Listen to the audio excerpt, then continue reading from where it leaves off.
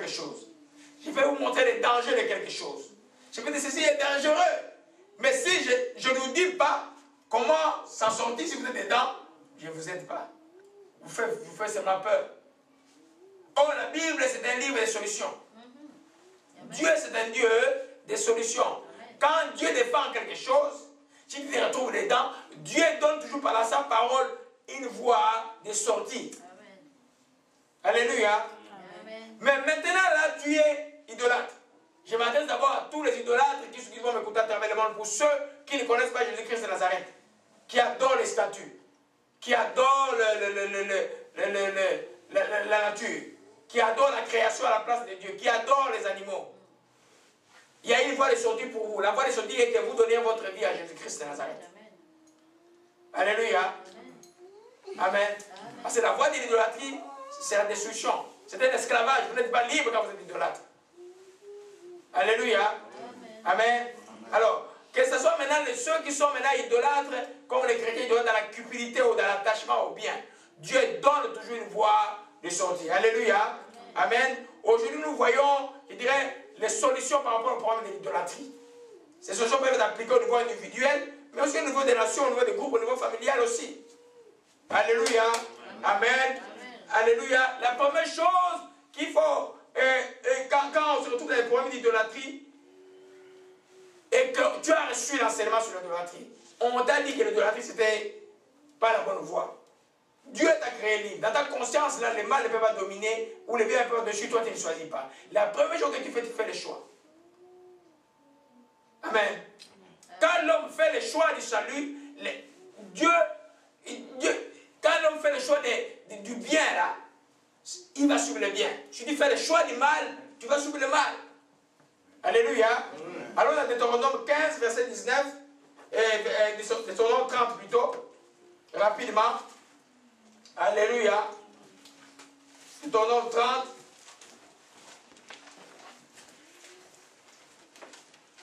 Amen.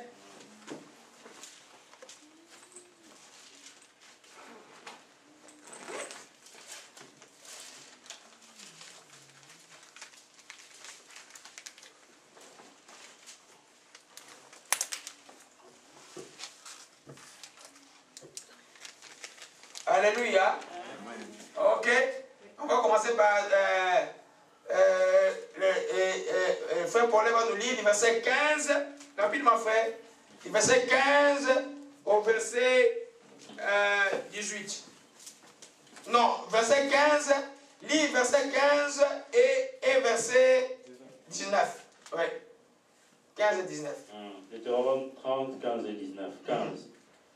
Vois, je mets aujourd'hui devant toi la vie et les biens, la mort et le mal.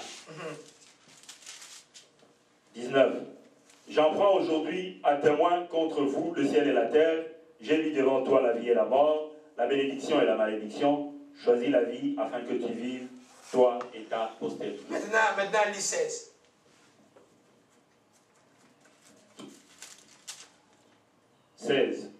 Car je t'ai prescrit aujourd'hui d'aimer l'Éternel ton Dieu, de marcher dans ses voies et d'observer ses commandements, ses lois et ses ordonnances, afin que tu vives et que tu multiplies, et que l'Éternel ton Dieu te bénisse dans le pays dont tu vas entrer en possession. 17. Mais si ton cœur se détourne, si tu n'obéis point, et si tu te laisses entraîner à te prosterner devant d'autres dieux et à les servir, je vous déclare aujourd'hui que vous périrez, que vous ne prolongerez point vos jours dans les pays dont vous allez prendre possession après avoir passé le Jourdain. Amen. Amen. Amen. Amen. Donc Dieu met toujours devant l'homme la possibilité de vie et de mort. Le choix entre la vie et le bien. Hein? Ou la mort et le mal. Amen. La Bible dit la voie du péché, c'est la voie de la mort. Regardez, et puis le verset 17 et 16 dit, je déclare aujourd'hui vous périrez. Et non, verset 17 dit, si ton cœur se détourne, tu n'obéis pas, tu te fasses entraîner à te prosterner devant d'autres dieux et à les servir. Tu vas périr. Donc si tu es franc-maçon, si tu es rosicrucien, tu es cancan, tu es fétichiste africain, tu es vous savez pas, du Congo, toutes ces choses qu'on entend aujourd'hui là. Amen. Et Dieu te donne le choix. Et ce choix est venu il y a plus de 2000 ans, c'est Jésus-Christ de Nazareth, de dire que moi, je vais venir vers Dieu. Si tu prends la décision de donner ta vie à Jésus-Christ, aujourd'hui là, tu choisis le bien. Alléluia. Amen. Ça, c'est concerne pour ceux qui ont une idolâtrie, qui sont idolâtres, qui n'ont jamais connu Christ. Alléluia. Amen. De faire le choix du bien. Alléluia. Amen. Alors, c'est fait pour ceux qui sont chrétiens et qui sont encore dans la cupidité, parce que l'attachement au bien, c'est une idolâtrie, et c'est très populaire auprès des chrétiens. Alléluia. Et Dieu dit aussi, fais les choix. Amen. Ces choix-là commencent par la deuxième chose que nous voyons, après c'est repentir de son péché. Je vous dis que quand j'enseignais sur la prière de repentance, je dis que la prière de repentance c'est la meilleure des prières qui soit. Parce qu'à partir du moment que tu te repens réellement devant Dieu, Dieu n'a pas, en vertu de ce que Jésus a fait à la croix de Calvaire, ne peut plus te condamner. Amen. Soyez intelligents et bien-aimés. C'est pour ça que nous sommes des gens libres de la chrétienté. Alléluia. Amen. Amen. Alléluia. Il te repentir. Quand il sent qu'il y a la cupidité dans ton cœur, quand il sent que toi, donner, c'est tu ne peux pas donner. Amen. Il y a la cupidité. Quand il sent que toi, tu fais seulement qu'on te serve, toi, tu ne peux pas servir les autres. Il y a une cupidité, il y a l'avarice en toi. Alléluia. Tu es idolâtre.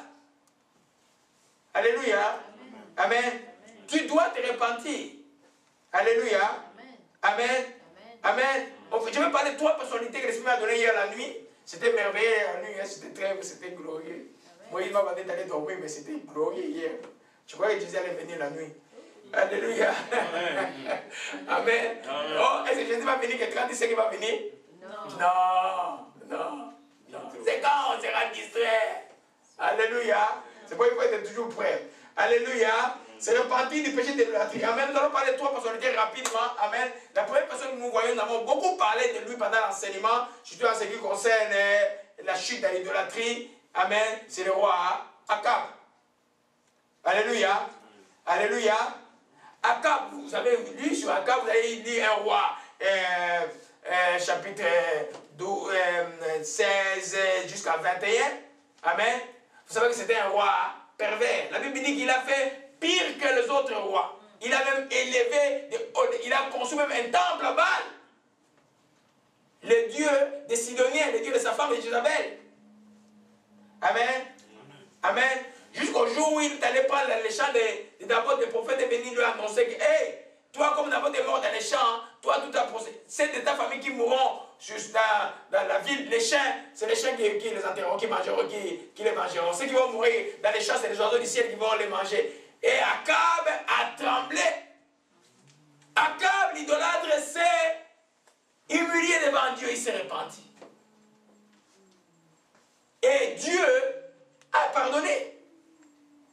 Vous savez, la Bible nous donne des exemples extrêmes pour vous montrer qu'il n'est pas sage de fuir loin de Dieu. Il n'y a pas quelque chose de grand et de puissant ou de terrible ou d'odieux que tu aies fait que Dieu ne peut pas pardonner. La question c'est, veux-tu venir vers lui comme l'enfant prodigue qui dit, j'ai retourné à la maison de mon père? Si tu as abandonné l'œuvre de Dieu ou tu as abandonné Dieu pour l'amour du monde comme Démas à cause de l'idolâtrie de ce monde, tu as encore le choix de dire que je vais revenir vers Dieu. Alléluia. La solution de l'idolâtrie commence par la repentance. Je parle de la repentance, ça veut dire un changement. Tu es allé vers le nord, tu changes vers le sud. Changement de direction. Amen. Donc, confession et repentance. Une confession sans repentance ne sert à rien. C'est un disque qui tourne. C'est comme les 33 tours qu'on avait quand on était des enfants là. Et les enfants n'ont pas vu ça. Amen. Amen. Alléluia. Amen. 1 Roi 21, verset 27. Alléluia. Là, je vais demander à Sœur Aimée de lire.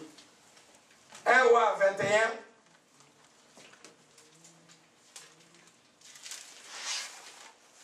Un roi 21.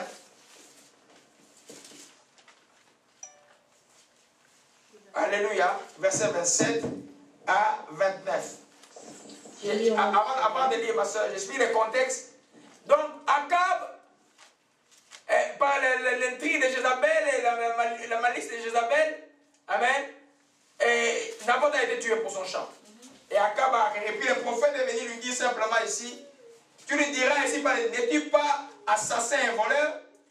Et tu lui diras ainsi par l'Éternel, au lieu même que les chiens ont léché les champs de Naboth, les chiens lécheront aussi les champs de ton propre sang. Et Akab dit à Élie, m'as-tu trouvé mon ennemi? Il répondit, je t'ai trouvé parce que tu t'es vendu pour faire ce qui est mal aux yeux de l'Éternel. Voici, je vais faire venir le malheur sur toi, je t'exterminerai quiconque appartient à Akab, celui qui est esclave comme celui qui est libre. Je vendrai la maison, ta maison semblable à la maison de Jéroboam, fils de Nabat, et à la maison de Bacha, fils d'Akija, parce que tu m'as hérité que tu as fait pécher Israël. Éternel, parlant ainsi sur Jézabel, les chiens mangeront Jézabel près des remparts d'Israël. Amen. Alors, Seigneur, tu vas lire versets 27 et 29. Je lis au nom du Seigneur. Après avoir entendu les paroles d'Élie, Akab déchira ses vêtements, il mit un sac sur son corps et il jeûna. Il couchait avec ses sacs et il marchait lentement. Et la parole de l'Éternel fut adressée à Élie, les Tishbites, en ces mots. As-tu vu comment Akab s'est humilié devant moi? Parce qu'il s'est humilié devant moi, je ne ferai pas venir les malheurs pendant sa vie. Ce sera pendant la vie de son fils que je ferai venir les malheurs sur sa maison. Amen. Amen. Amen. Amen. Si Akab, l'impie, amen, a été pardonné à cause toujours du serment d'alliance avec Abraham. Parce qu'Israël restait un peuple de Dieu, mais ils étaient rebelles. C'est pas beaucoup de gens. Israël, c'est comme le chrétien charnel. Il est chrétien, mais il est charnel. S'il meurt dans cet état, il va en enfer. Mais il est encore enfant de Dieu, il a encore le temps de revenir. Alléluia. Je veux dire, il y a plein de chrétiens charnels aujourd'hui. Plein. C'est où le monde les attire. Amen. Je ne veux pas précipiter les choses. Le monde les attire. Alléluia. Amen. Quand le monde t'attire, tu es ému par le monde. Mais bien aimé, tu as un problème aujourd'hui. Alléluia. Akab était méchant, impie. Il s'est humilié. Il était idolâtre par surcroît. Il s'est humilié et Dieu l'a pardonné. Si toi tu retournes dans l'idolâtrie, que ce soit l'idolâtrie parce que tu n'as jamais connu Christ, ou l'idolâtrie parce que tu as connu Christ, ou tu dis à Dieu, et en même temps il y a les statuts de côté, les statuts de mari, je ne sais pas quoi. Quand tu t'humilies, Dieu te pardonne. Alléluia. Amen. Amen. Il y a encore un autre personnage plus intéressant qu'Akab parce qu'il est actuel, il est dans la parole de Jésus-Christ. Amen. Il était dans l'idolâtrie que Damas a eu, et Demas plutôt a eu, que beaucoup d'entre vous peuvent avoir. Amen. Vous savez que l'argent fait trembler. Amen. Vous savez qu'il y a des pasteurs parce qu'ils ont eu l'argent, ils ont oublié Dieu. Quand ils voient quelqu'un qui donne un chèque, ils tremblent, même si ça vient de l'enfer.